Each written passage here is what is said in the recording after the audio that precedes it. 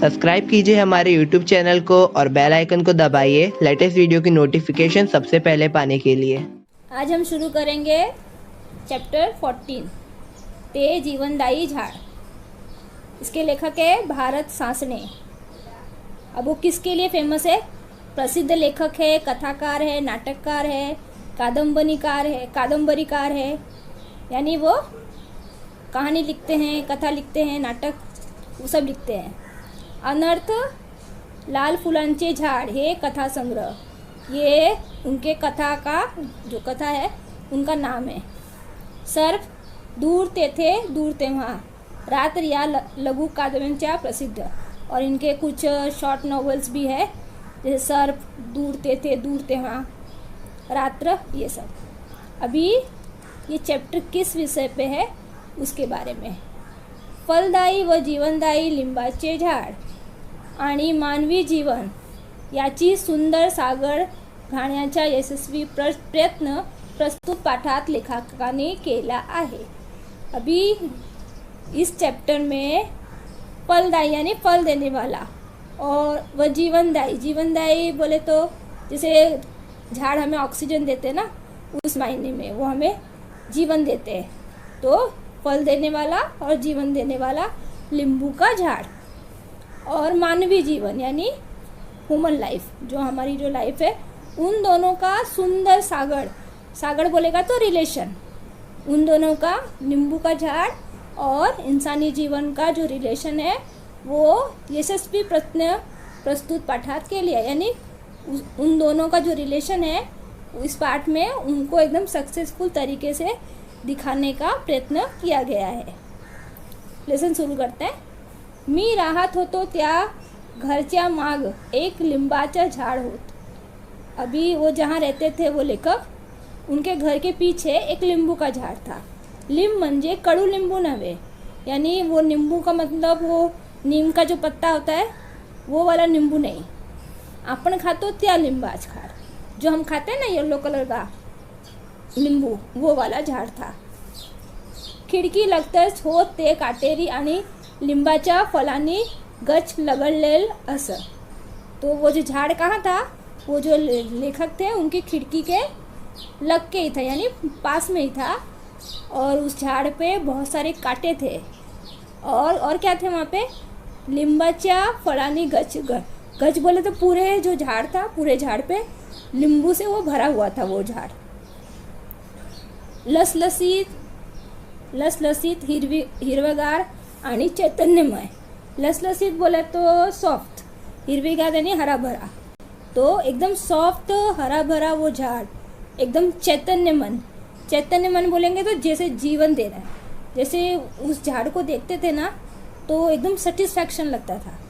अभी नींबू का झाड़ को देख के कैसे सेटिस्फैक्शन लगेगा, वो कैसे लगेगा उसका हम आगे देखते हैं। प्रदेश सगळा उन्हाचा होता, वहाँ का जो एरिया था, प्रदेश यानी एरिया जो था वो समर था, गर्मी का मौसम।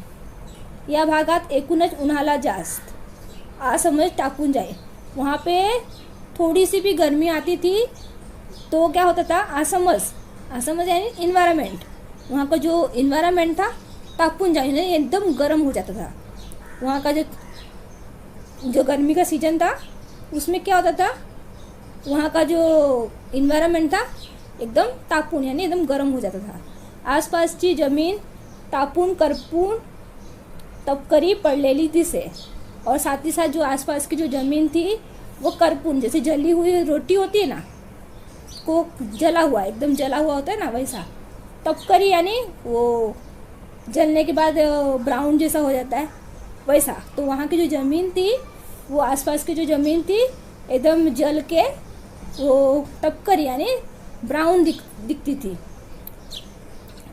जी काही झाड आसपास होती ती मुलूल आणि कालपट हिरवी दिसत, और जहाँ वहाँ पे जो दूसरे झाड़ थे, नींबू का झाड़ नहीं है, दूसरा कोई और आसपास में जो झाड़ था ना वो मलूल बोलेगा तो सूखा, एकदम सूखा हुआ, और कालपट बोलेगा तो डार्क ग्रीन होता है ना, डार्क ग्रीन बोलेगा तो जो अभी मरने वाला झाड़ होता है, जैसे नया पत्ता निकलता है तो वो लाइट ग्रीन होता है, लेकिन वो जब गिरने वाला होता है तो पहले वो डार्क ग्रीन होता है। तो वो वहाँ के जो झाड़ थे वो एरिया में, बाकी जो झाड़ थे वो सूखे और डार्क ग्रीन यानी मरे हुए जैसे दिख रहे थे। आणि पाणथल यानी मडी यानी दलदल, वहाँ पे कोई भी दलदल उस जगह पे नहीं था। पाणथल तर पैसात कुठंच नव्हती, यानी कोई भी दलदल वहाँ पर नहीं था।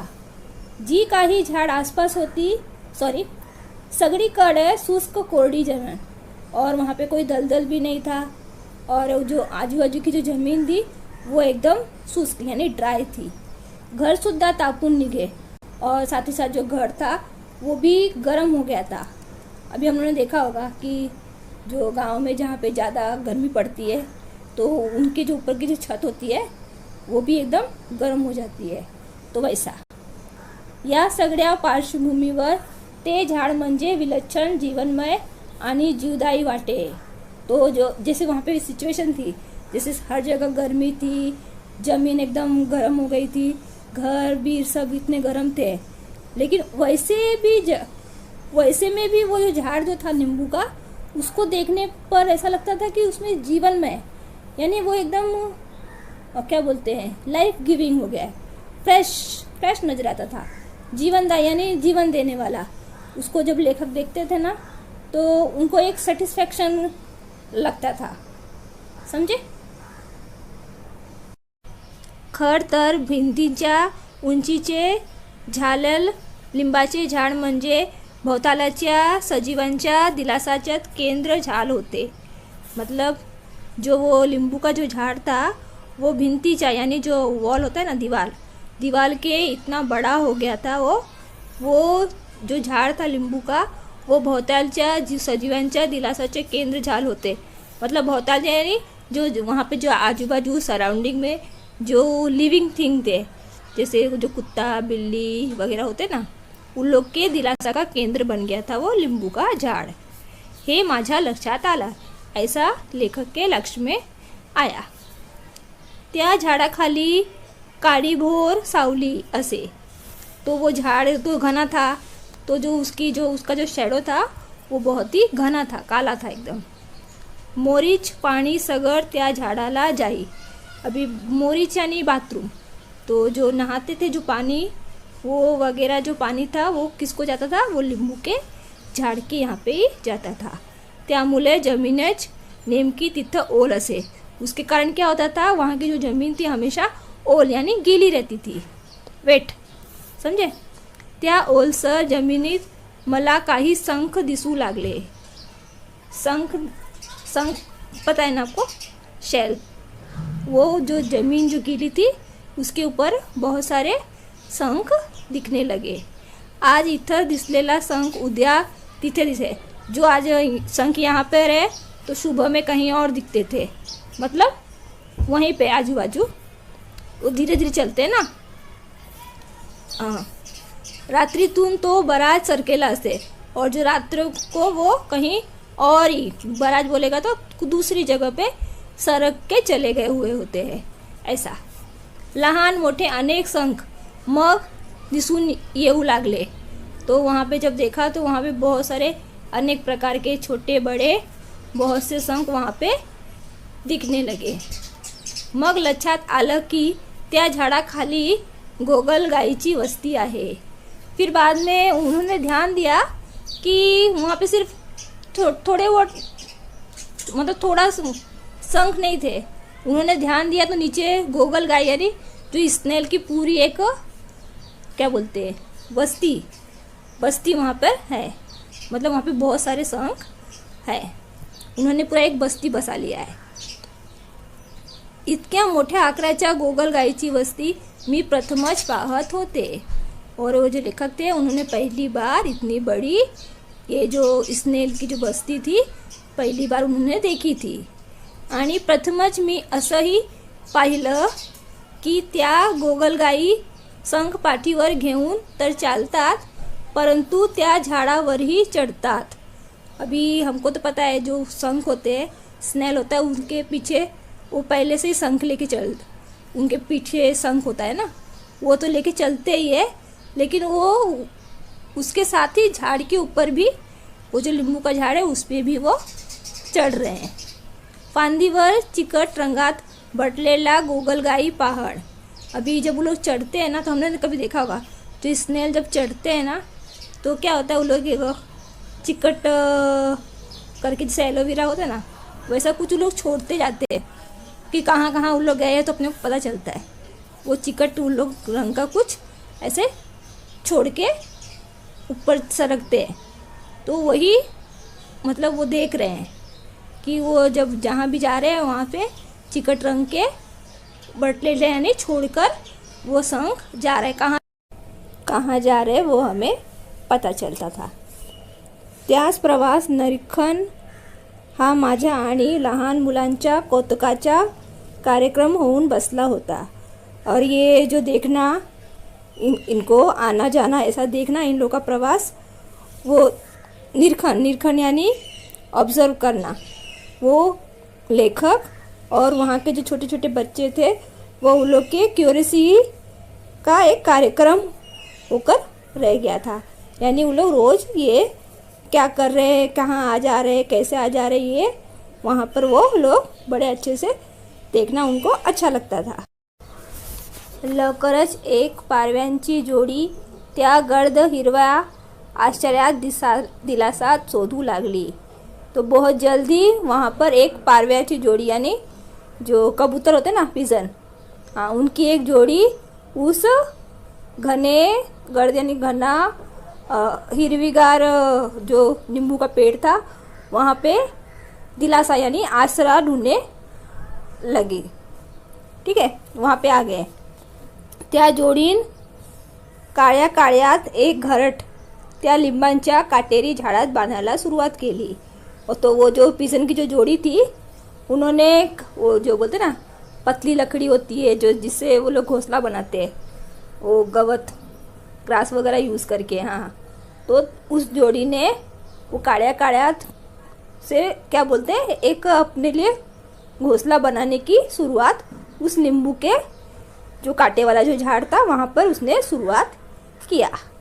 खिडकीतून किंवा दारातून हळूच पाहिलं की गुज्जांच्या डोळ्याची लुकलुक्यांच्या नजरेची पारवी दिसतीत पडे। इसका मतलब है जब हम खिड़की से, जब वो लेखक खिड़की से किंवा दारातून या खिड़की से या फिर दरवाजे से हलूच यानी जैसे चोरी छिपे नहीं देखते वैसे हलूच अगर आप देखते हैं ना, तो गुजांचा मतलब जैसे छोटे, आपको समझने के लिए छोटे यानी स्मॉल में, या फिर नाजुक आँखों से, जो कबूतर की जो आँखें हैं वो नाजुक आँखों से लुक यानी जैसे बन चालू नजरे से वो जो पारवी, वो जो कबूतर को बोलते हैं, उन वो दिखते थे।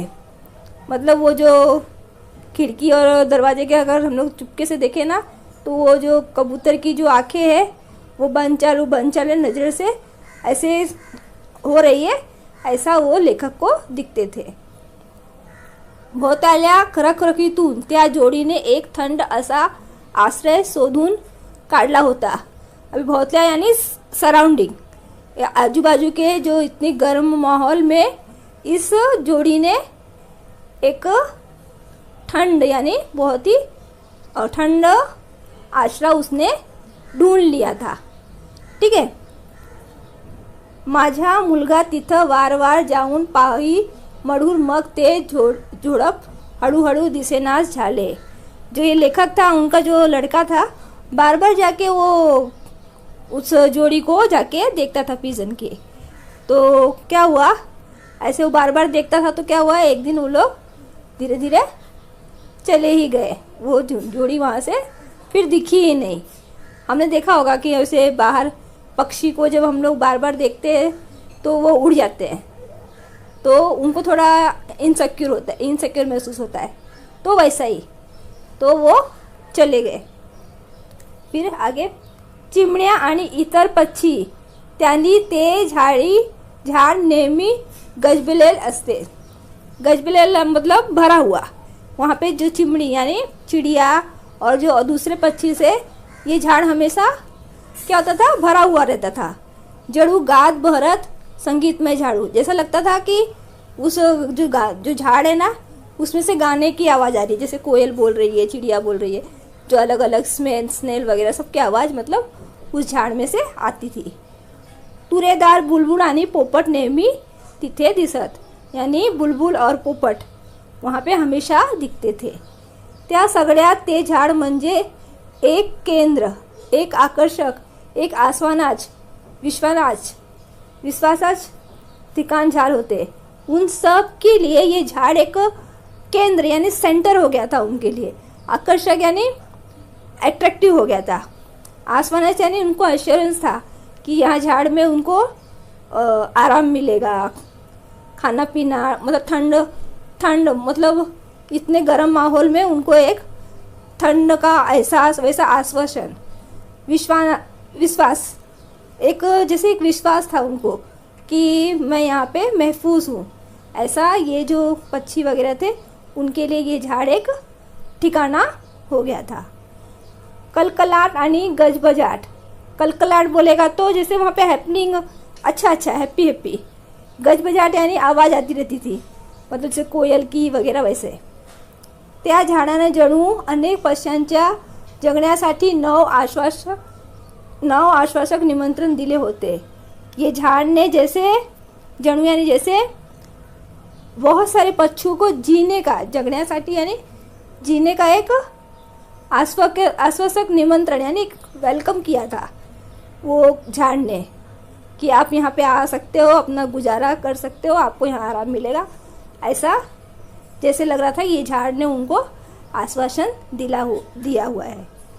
ते आश्वासक कंठोकटी दूरपर्यंत पोचून भोवतल्या तृप्त वातावरणातून अनेक पक्षी त्या एकमेव थंड झाडाकडे थव्याथव्याने येत असल्यात माझ्या लक्ष आल। अब इसका क्या मतलब है कि जो आश्वासन इनको मिला था कि यहाँ ठंड है, अच्छा है, सब आराम है, तो ये जो जैसे एक पक्षी है वो यहाँ पे एक झाड़ पे आया तो उसको ये सब अच्छा लगा, तो वो जाता है अपने झुंड को बोलता है कि चलो वो झाड़ पे, वहाँ पे ठंड है, आराम है, वैसे तो वही बोल रहा है।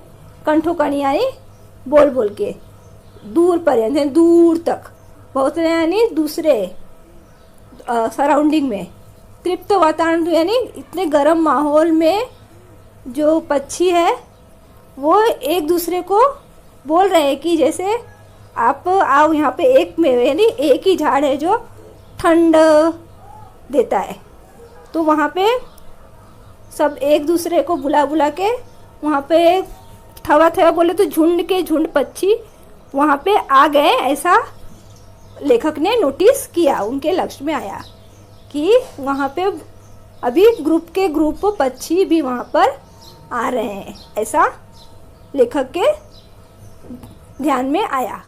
अभी आगे, झाडाखाली मुंग्याचेही एक वेगळंच विश्व होत। तो झाड़ के नीचे वो मुंगे यानी एंट होती ना, उसका भी एक अलग से विश्व था। अनेक रंगी कीड़े सुद्धा त्या दलदलित होते और अलग अलग प्रकार के कीड़े जो इंसेक्ट होते वो उस मडी जगह पे थे, मतलब वो जो गीली जगह थी दलदलित यानी मडी होते। एकदा पाहत असताना सापाची काट आडवून आली, तो एक दिन लेखक ने क्या देखा कि वहाँ पर सापाची यानी जो सांप होता है ना स्नैक, वो उसकी काट, उसकी जो स्किन है ना चमड़ी, वो आडवून आली यानी नज़र आई उनको।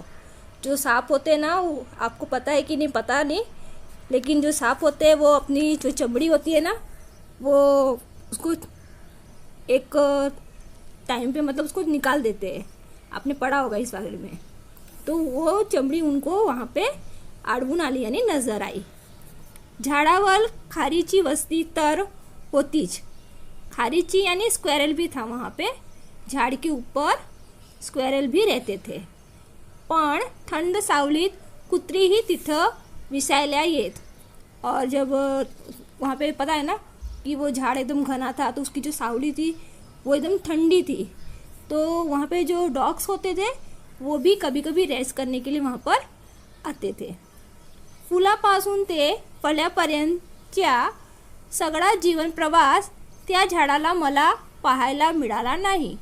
तो लेखक कह रहे हैं कि फूल से फल तक जो वो फूल से जो फल बने, नींबू जो बना वो उसका जितना उनका जो जर्नी था फूल से फल तक बनने का, वो लेखक को देखने को मिला ही नहीं, यानी उन्होंने कभी ध्यान दिया ही नहीं। परंतु शेवटच्या बहरात फूल लागलेली पाहिली।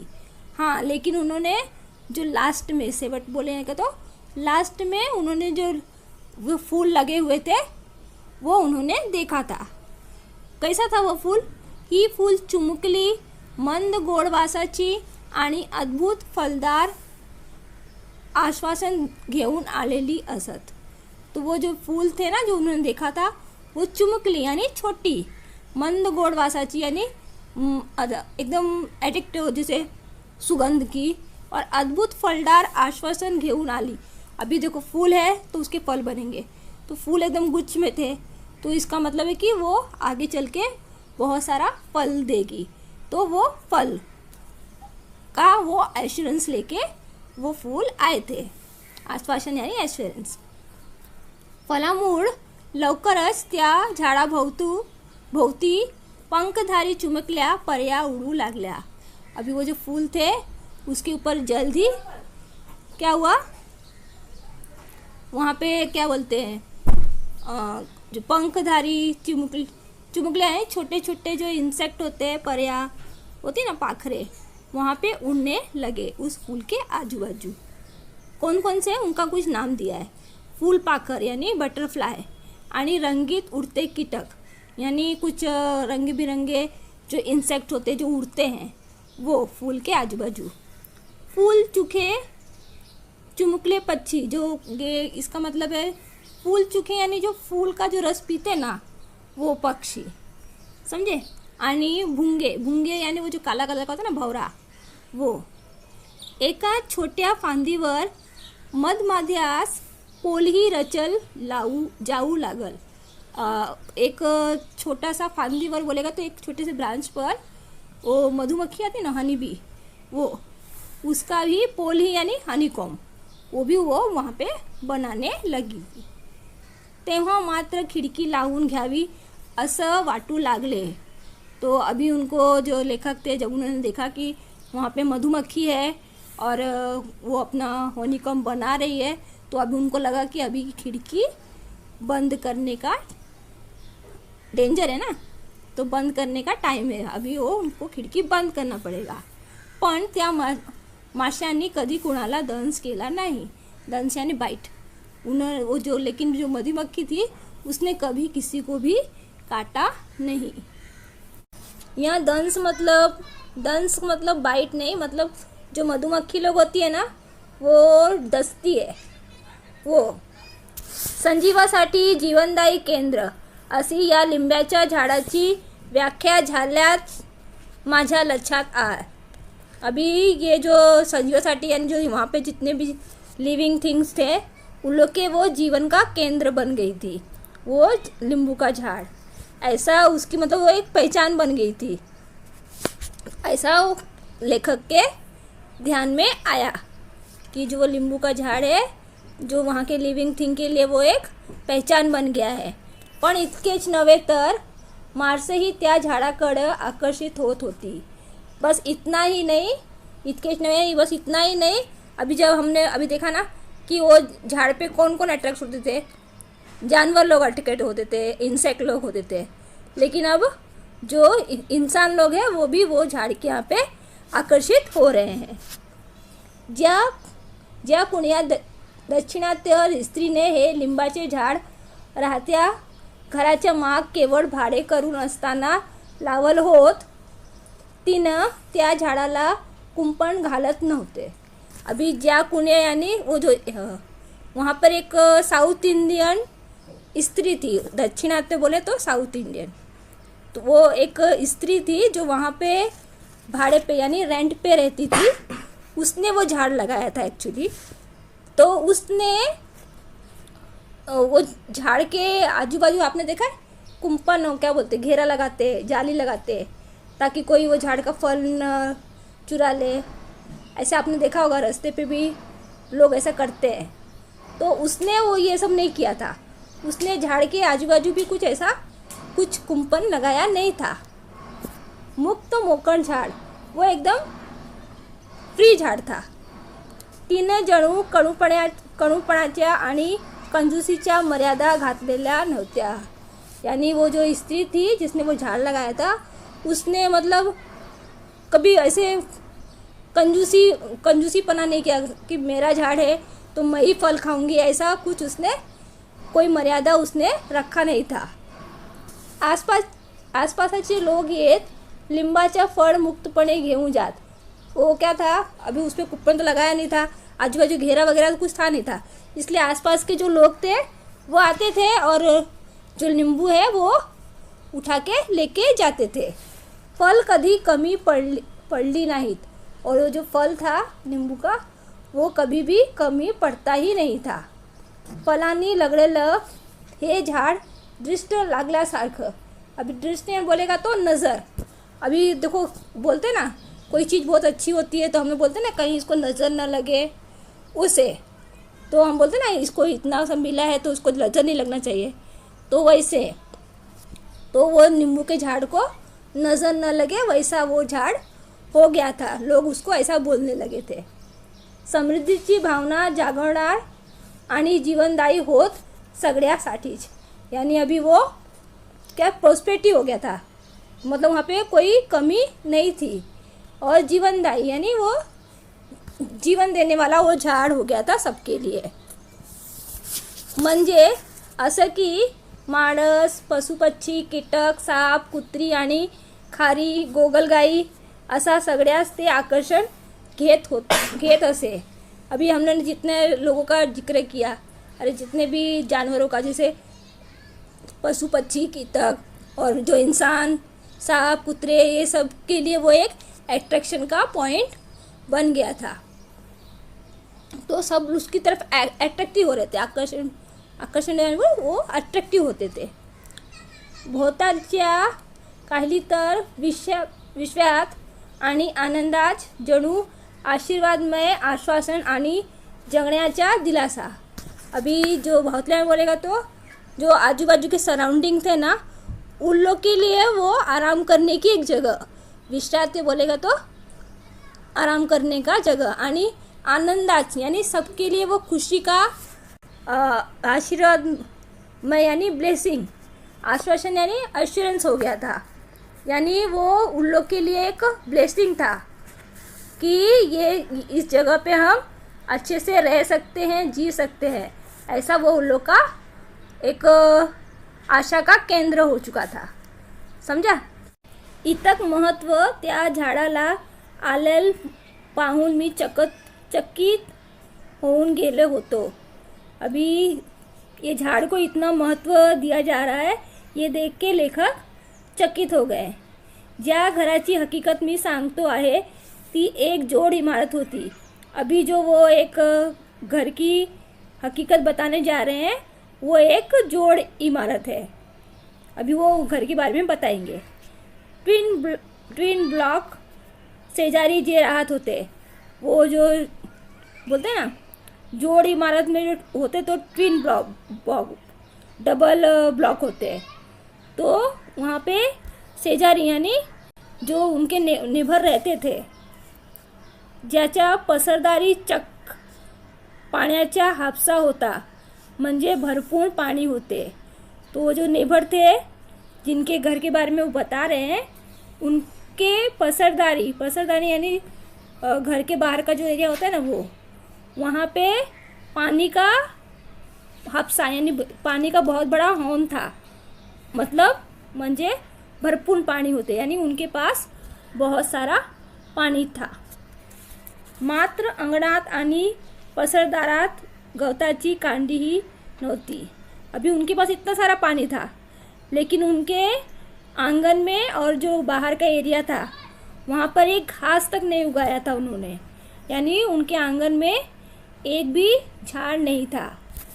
मानस उदास, दुखलेली, त्रस्त वाटत, और उस घर के जो इंसान थे वो हमेशा जैसे सड़ा हुआ मुंह लेके बैठे हो, वैसा उदास, दुखी, क्या बोलते एकदम स्ट्रेस, जिसको एकदम चिंता टेन्शन होती ना, वैसे त्या घरातली स्त्री नेहमी दागिने घालून बसे.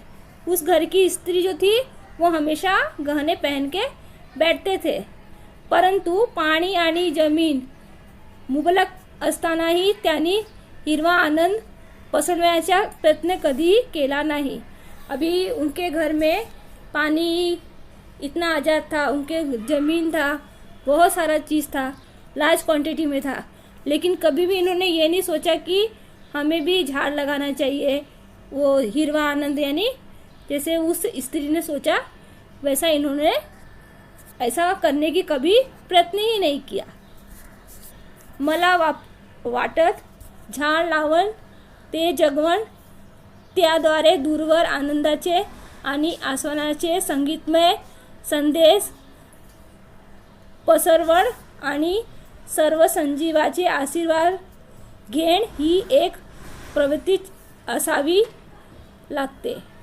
अभी इसका मतलब है कि उनको ऐसा लगता था, मला वाटत झाड़ लावण, झाड़ लगाना, ते जगवण, उनको उसको जिंदा रखना, और ये जो संगीतमय जो वो बोलते हैं ना, सब जगह पर आनंद खुशी फैलाना और सर्व संजीवाचे आशीर्वाद घेत. अभी इसका मतलब जैसे वहाँ पे बहुत जैसे स्क्वेरल रहती थी, कुत्ते आते थे, और क्या बोलते हैं स्नेल रहते थे, वो सबको उस बड़ी गर्मी में उनको एक आसरा मिला था. तो अभी वहाँ पे वो वहाँ रहते हैं, तो एक तरह से उनके लिए वो एक आसरा था. तो उसका आशीर्वाद अगर हमको चाहिए तो वो एक तरह से हमको आशीर्वाद मिलना भी उसकी एक चाह होनी चाहिए, यानी टेंडेंसी होनी चाहिए. समझे? जो माणूस एखाद झाड जगवतो तो निसर्गात एक हिरवा चमत्कार रुजवत असतो. अभी जो माणूस होते हैं, जो इंसान झाड़ को जिंदा रखते हैं, जो लगाते हैं, वो एक कुदरत में मतलब निसर्ग में क्या करते हैं, एक हिरवा चमत्कार करते हैं, वो लेकर आते हैं. हे लिंबा झाड़ बघाना. अभी उसका ही एक उदाहरण ये नींबू का झाड़ था. ज्या कुड्या बाईने हे झाड लावलं होते ती बाई इथून निघून गेली होती. अभी जिस बाई ने, जो साउथ इंडियन लेडी थी जिसने ये नींबू का झाड़ लगाया था, वो तो चली गई थी. झाड़ लगा दिया, अभी उसका रेंट वगैरह हो गया होगा तो वो चली गई होगी.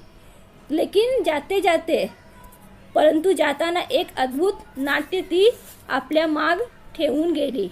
यानी इसने बताया कि वो तो चली गई लेकिन अपने पीछे एक अद्भुत नाट्य यानी एक अद्भुत नाटक, जैसे वो झाड़ में भंवरे नाच रहे हैं, वो स्नेल चढ़ रहा है, और कुछ क्या बोलते हैं सब डॉग्स वगैरह वहाँ पे आ रहे हैं, चिड़िया गाना गा रही है, ये सब एक नाटक की तरह है ना.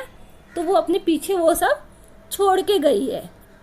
दरवर्षी दर ऋतूत त्या झाडांच्या अनुषंगान एक उत्सव साजरा होत असणार. अभी हर साल हर मौसम में वो जो झाड़ है उसकी वजह से वहाँ पर एक त्योहार बोलते हैं ना, उत्सव वहाँ पे हमेशा होता रहेगा. जैसे फूल येत असणार, हमेशा फूल आएंगे, घमघमाट दरवळत, यानी वो जो फूल के जो सुगंध होती है ना, स्मेल, वो हर जगह पसरेगा. आणि मग एक अख्खा फलोत्सव. अभी फूल आए हैं तो जो फूल है तो फिर फल भी आएंगे, तो फिर वो फल का भी एक उत्सव बन जाएगा. फलाज लगडर हे सगड घडत असणार, और ये सब हमेशा हर साल हर मौसम में होता ही रहेगा. मी तर केवळ एका ऋतूला संजीवाच्या जागरच्या नांद्या अस्तित्वाच्या साक्षीदार होते. अभी ये जो लेखक है वो तो सिर्फ अभी यही एक सीजन, जो समर का सीजन है उसमें देख रहे हैं ना, तो वो कह रहे हैं कि मैं तो सिर्फ यही एक सीजन में ये जो लिविंग थिंग के खुशी का मैं एक साक्षीदार बोले तो आई विटनेस हूँ मैं, यानी उन्होंने अभी सिर्फ यही ऋतु में इतना कुछ देखा है। अभी पण शेजारची ती माणसे, लेकिन वो जो क्या बोलते हैं, जो स्त्री के बाजू में जो उसके जो नेबर रहते थे, जिनके घर में वो क्या बोलते हैं ना दुःख वगैरह है, वो ती अनेक वर्ष त्या घरात राहत आलेली होती। अभी वो तो बहुत सालों से उसी घर में रह रहे थे, वो जो नेबर थे वो बहुत साल से उसी घर में रह रहे थे, परंतु न त्यांनी ते हिरवं कौतुक पाहिले, न त्यांनी झाड लावली, न त्यांनी फूल फुलवली। यानी वो तो इतने सालों से वहाँ पे रह रहे हैं, लेकिन उन्होंने कभी भी ये जो नींबू के झाड़ के आसपास जो क्या बोलते हैं हिरवेगार जो नाट्य था वो उसने कभी देखा ही नहीं उन्होंने कभी सोचा कि कोई झाड़ लगाया जाए, और न ही कोई फूल का झाड़ भी उन्होंने लगाने की सोची। हा निसर्गातला आनंद त्याच्या मनात कधी पोहोचलाच मी पाहिलेच नाही। तो ये जो आनंद था निसर्ग का उनके मन के अंदर कभी पहुंचा, ऐसा लेखक ने कभी देखा ही नहीं। म्हणूनच कदाचित ती माणसं त्याचे परस अंगणासारखीच उदास, भकास, तपकिरी अशीच वाटत राहिली मनात। अब इसका मतलब है कि इसीलिए शायद उनका जो मन भी तो था वो उनके आंगन की तरह भकास, यानी एकदम उनका जो नेचर था वो भी मन एकदम उदास और भकास, जैसे मुरझाया हुआ होता है ना, इसीलिए उनका मन भी वैसा ही था। उसके आंगन के जैसे उसके मन भी भकास, यानी दुखी, यानी एकदम दुखी जैसे थे। अभी आगे, ते झाड लावणारी ती दक्षिणात्य बाई एकदा तिच्या मुलासह आमच्या घरी आली होती। अभी वो जो साउथ इंडियन लेडी थी वो अपने बेटे के साथ उस लेखक के घर के यहाँ आई थी। तिनं आल्याबरोबर प्रथम जाऊन ते झाड़ पाहिले, और जैसे ही वो आई सबसे पहले वो जाके उसने अपना झाड़ देखा। पीछा तो हलवे पड़ा, यानी उस झाड़ के लिए उसका जो प्यार मला सृजनाशी संबंधित वाटला। तो वो लेखक को जैसे ही वो आई तो जाके उसने अपना पहले झाड़ देखा ना, तो उसका जो प्यार उसके ट्री के प्रति जो उसका झाड़ था वो लेखक को एकदम क्रिएटिविटी, यानी बहुत ही उसका जो बर्ताव था एकदम सृजनात्मक उसको उसके रिलेशन से लगा। मला वाटत सृजनाशी निर्मितीशी मन जोडलेले असेल तर ते ताज राहत। अभी ये बोल रहे कि सृजनाशी यानी क्रिएटिविटी, और नवनिर्माणाशी यानी प्रोडक्टिविटी, न्यू इन्वेंशन, और निर्मितीशी यानी कुछ करने की चाह से अगर मन जुड़ा रहेगा ना तो मन एकदम ताज़ा रहता है। झाडांना फुलवण, रुजवण, त्याचा हिरवा संदेश दूरवर पोचवण, त्यातून मन सृजनात्मक आणि आनंदी निर्मितीक्षम होत असावं।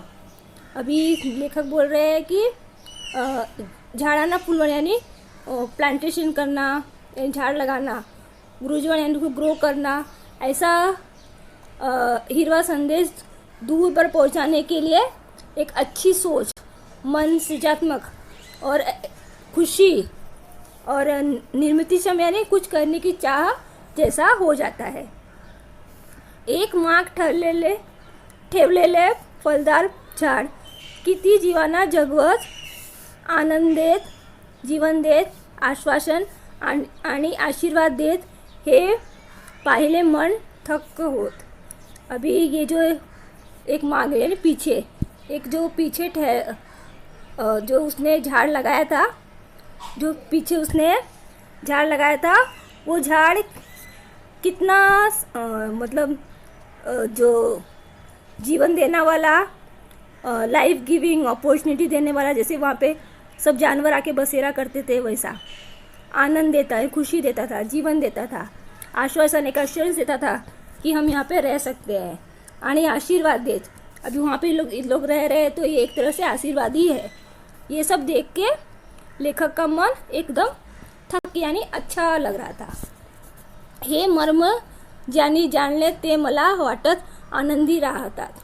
अभी ये मर्म यानी सीक्रेट, अभी जिसने ये सीक्रेट जान लिया, जैसे ये हरा भरा रहने से, ये सब देखने से मन को कितना आनंद मिला लेखक को, ये जिसने जान लिया है वो हमेशा ज़िंदगी में खुश ही रहता है।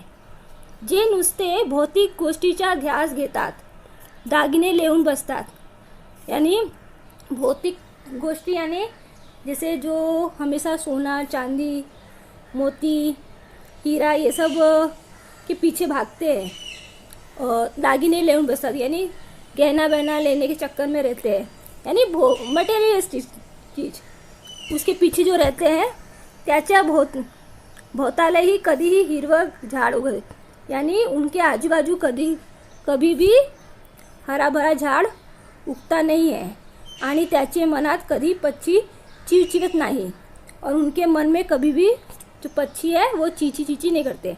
ये कहने का मतलब ये नहीं है किसी के मन में चिड़िया चहचहाती है, वो कहने का मतलब ये है कि जो क्या बोलते हैं, निसर्ग को देख के जो खुशी होती है वो खुशी, वो ये भौतिक चीज़ के पीछे जो भागते हैं उन लोग को वो हैप्पीनेस उनके मन को नहीं मिलती, मतलब उनके मन को ऐसी कोई भी हैप्पीनेस नहीं समझ सकते वो। कहाँ थे, हाँ, आनंदापासून ते बिचारे वंचित राहत असावेच, और ये जो आनंद जो खुशी है इससे वो वंचित यानी दूर रहते हैं, कोसों दूर रहते हैं। त्या जीवनदायी झाड आपल्या हिरव्या भासात मला असं बरंच काही सांगितले। तो ये जो जीवन देने वाला जो पेड़ है उसने अपने हिरव्या भाषात यानी अपने जो हरे भरे भाषा के रूप में जो लेखक ने इस पूरे चैप्टर में एक्सप्लेन किया है, उस भाषा में बहुत कुछ इस पेड़ ने लेखक को अपने भाषा में बहुत चीज़ बताई है। ऐसे ये पेड़ के विषय में बहुत ही अच्छा एक चैप्टर था।